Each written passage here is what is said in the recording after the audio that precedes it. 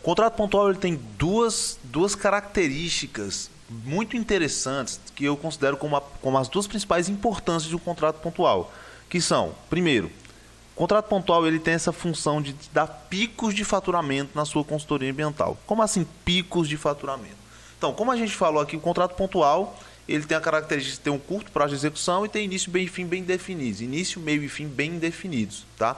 Então, se ele tem início, meio e fim bem definidos e tem um curto prazo de execução, então você vai ter picos de faturamento no sentido de que, geralmente, você recebe 50% na entrada daquele contrato.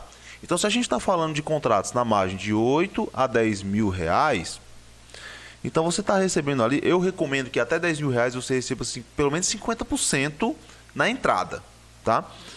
E isso é estratégia de precificação, a gente pode falar em outro podcast sobre precificação, tá? Então, se você está falando de um contrato de 8 mil reais, então você tem aí um recebimento na assinatura dele, ou seja, na entrada, de 4 mil reais.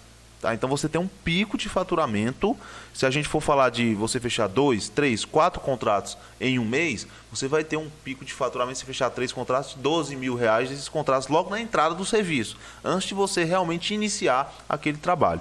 Então, uma das importâncias é essa, você teve um pico de faturamento na sua consultoria ambiental em um determinado período curto. Tá? E a segunda importância é que o contrato pontual é o primeiro passo para a recorrência.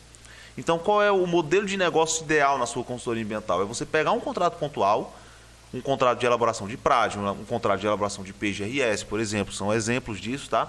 E transformar isso aí numa recorrência. Por exemplo, se você fechou um contrato pontual para fazer um PRAD, você vai ter que executar aquele PRAD.